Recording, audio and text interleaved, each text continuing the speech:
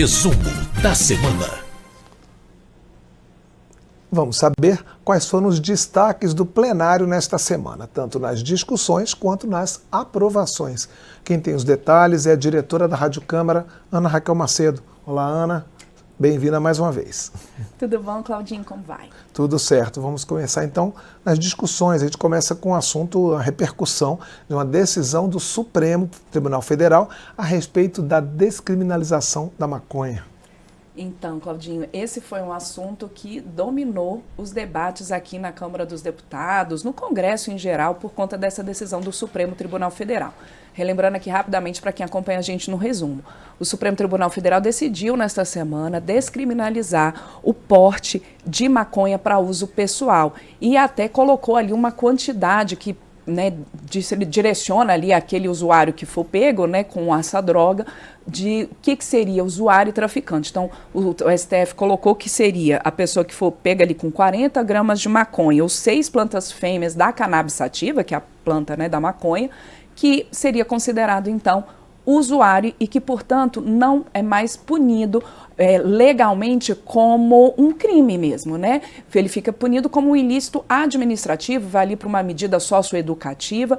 E a decisão do Supremo também indicou que, se for pego com essa quantidade de até 40 gramas de maconha, por exemplo, mas que tiver outros indícios ali de que essa pessoa está envolvida com tráfico de drogas, por exemplo, está ali com uma lista de clientes, uma balança de precisão, que aí sim ela poderia ser enquadrada como traficante. Só que esse assunto realmente não é pacífico aqui no Congresso. A gente, depois que o Supremo começou a discutir essa questão, inclusive o Senado aprovou uma PEC, uma proposta de emenda à Constituição, que criminaliza ali o porte, a posse de qualquer quantidade de drogas, e os parlamentares, muitos ali colocando como essa decisão do Supremo como uma interferência do Judiciário no Legislativo, que o Legislativo é que deveria definir ali o que seria a quantidade de maconha para ser considerado usuário ou não. Esse foi um ponto de vista. Essa proposta de emenda à Constituição, ela já foi aprovada pelo Senado, antes, portanto, até dessa decisão ser concluída no Supremo Tribunal Federal. Essa proposta aqui na Câmara dos Deputados, ela já passou pela Comissão de Constituição e Justiça. E nesta semana, logo após aí essa decisão do Supremo, da primeira parte da decisão do Supremo, o presidente da Câmara, Arthur Lira, publicou aqui no Diário da Câmara a criação de uma comissão especial para justamente analisar essa proposta de emenda à Constituição que criminaliza a posse e o porte de qualquer quantidade de droga. Como eu disse, foi um assunto que mobilizou as discussões em plenário, não só a criação dessa comissão especial, mas mobilizou a discussão. Aqueles contrários à decisão do Supremo, colocando que seria uma interferência do Judiciário no Legislativo, que essa decisão ela pode aumentar o consumo da droga no país e que pode trazer malefícios e não atacar especificamente a questão do usuário como uma questão de saúde pública. Por outro lado, há também uma série de parlamentares favoráveis a essa decisão do Supremo, dizendo que era sim preciso você definir uma quantidade, porque ali no histórico das apreensões dessas pessoas, da prisão dessas pessoas e condenações de pessoas por tráfico de drogas, em geral, pelas estatísticas, eles colocam que aqueles usuários ou traficantes, aqueles que são enquadrados como traficantes com uma quantidade de drogas, geralmente são pessoas pobres, de comunidades carentes, negras, e que para aqueles que têm uma classe média ou que são brancos, normalmente a quantidade de droga, mesmo sendo um pouco maior, mais do que 40 gramas, por exemplo, seria colocado como usuário. Então, seria por isso importante que o Supremo definisse essa quantidade de maconha para definir o que é usuário, o que é traficante. Então, a gente também teve aí parlamentares favoráveis à decisão do Supremo, dizendo que não é uma questão de interferência do Judiciário no Legislativo, mas uma questão realmente importante do ponto de vista da saúde pública e porque o próprio Legislativo, na Lei sobre Drogas, não definiu claramente o que seria usuário, o que seria traficante, porque a lei, Claudinho, sobre drogas já diz que usuários têm que ser tratados de uma forma do ponto de vista da saúde pública, mas não havia essa definição da quantidade. Quer dizer, é um assunto que teve muita discussão nessa semana por conta da decisão do Supremo, mas ele não se esgotou esse assunto e continua a discussão aqui na Câmara, agora nessa comissão especial que foi criada, portanto, essa semana e que agora vai começar os seus trabalhos. Vamos passar então agora para as aprovações. Primeiro, a criação de uma semana da maternidade atípica, é isso? É isso. E o que é essa Semana da Maternidade Atípica? Essa proposta aprovada, ela define como a primeira semana de maio, como a Semana da Maternidade Atípica. Esse é um termo, maternidade atípica, colocado para mães que têm filhos com transtorno do espectro autista ou com outras deficiências. E por que o foco, o olhar mais cuidadoso para essas mães?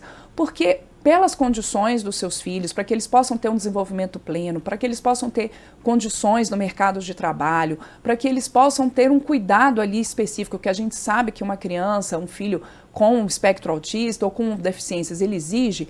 Essas mães, muitas vezes, elas têm uma dedicação total a esses seus filhos. Elas saem do emprego, elas saem do trabalho, elas realmente vivem ali em função de dar todo o suporte a seus filhos. E aí, muitas vezes, elas próprias ficam, quem cuida dessas mães, quem olha para essas mães, muitas vezes elas têm uma série de sintomas ali psicológicos, questões na sua saúde e que não tem esse olhar do ponto de vista de política pública, porque elas estão ali focadas no seu filho com a deficiência. Então, a ideia desse projeto, que foi aprovado pelos deputados, que agora vai ao Senado, é que você possa ter esse olhar cuidadoso sobre essas mães atípicas, que possa haver políticas públicas, o estímulo de políticas públicas voltadas ao suporte e assistência a essas mães que fazem ali um trabalho tão importante em dar todo esse suporte a seus filhos. Pois é, quem cuida de quem cuida. Quem cuida de quem cuida. Esse é um debate também que está muito presente aqui no Congresso, né, Claudinho? Exatamente.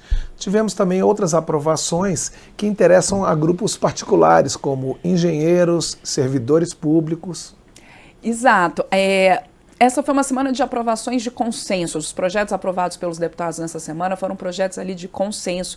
E um deles, por exemplo, foi esse que cria um selo, o selo de engenharia ou arquitetura solidária, que a ideia é valorizar aqueles profissionais da engenharia, da arquitetura, que fazem projetos inovadores ou projetos que mudam a vida de comunidades mais carentes, comunidades de baixa renda ou comunidades indígenas, quilombolas, então que tragam ali soluções, por exemplo, de sustentabilidade, que tragam soluções inovadoras ou que às vezes integrem essas próprias comunidades nesses projetos. Então que esses engenheiros, esses arquitetos ou essas empresas que têm esse ali olhar diferenciado nessa sustentabilidade dessa construção, nessa integração da comunidade, que eles possam ser valorizados e possam usar esse selo, então, para mostrar à sociedade que há ali um trabalho diferenciado. É um projeto que também vai para o Senado Federal ainda. A outra proposta, ela cria um cadastro de servidores públicos demitidos por decisão judicial, quer dizer, depois de todo ali o trâmite, encerrado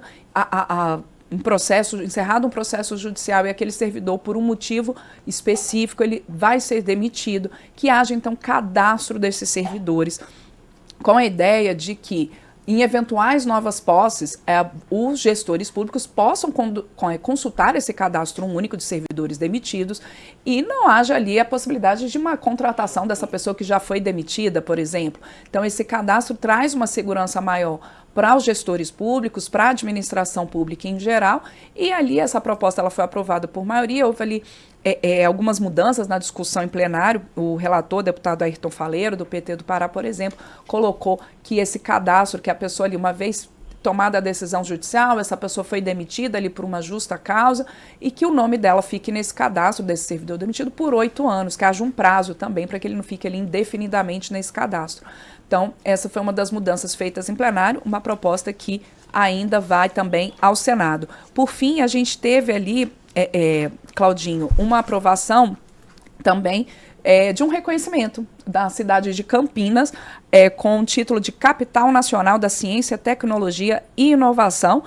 Campinas, que isso foi destacado lá em plenário, né, durante a discussão dessa proposta, que é uma das cidades brasileiras com mais ali projetos, empresas nessa área de ciência e tecnologia. Teve até um dado ali que dezenas das 500 maiores empresas de tecnologia da informação do mundo estão em Campinas. Há mais de 20 centros de tecnologia e pesquisas em inovação sediados nesse município de São Paulo. E aí esse título, então, de Campinas, Capital Nacional da Ciência, Tecnologia e Inovação, vem com esse reconhecimento. E tem a Unicamp, né, que é uma das universidades mais destacadas do país. Né? Exatamente, que também é destaque nessa área de ciência, tecnologia e inovação. Pois é. E, terminando nossa lista, nós tivemos acordos internacionais aprovados. Isso, foram 5 acordos internacionais aprovados. 2 deles na área de serviços aéreos, né, um entre Brasil e Costa do Marfim e outro entre Brasil e Albânia, nessa área de serviços aéreos, para facilitar ali o trânsito ali dos aviões entre o espaço aéreo de um país e outro. É sempre importante esse tipo de acordo, inclusive para o desenvolvimento do turismo entre essas nações. Também foram aprovados 2 acordos de cooperação técnica em áreas diversas, por exemplo, de educação, de concessão de vistos, né, por via diplomática, e esses acordos de cooperação técnica foram entre Brasil e Armênia e entre Brasil e Guatemala, e por fim também foi aprovado um acordo que deixa o Brasil como uma das sedes da Corte Permanente de Arbitragem, que é uma corte que ela exige, ela está ali presente, né, em mais de 120 países, e desde 1899 que ela é atuante, e ela faz ali a arbitragem, né, mediação ali dos conflitos entre os países e entre empresas e países. Todos esses 5 acordos internacionais, eles ainda precisam também da avaliação do Senado. Ana Raquel Macedo trazendo para a gente esse balanço das atividades do plenário. Muito obrigado, Ana. Obrigada, Claudinho. Obrigada para quem acompanha a gente ao vivo aqui no resumo da semana, né, pela rádio, pela TV Câmara, pelo YouTube, mas também quem está com a gente depois em podcast ou pelas nossas rádios parceiras, como a Rádio Queimadas FM de Queimadas, na Bahia.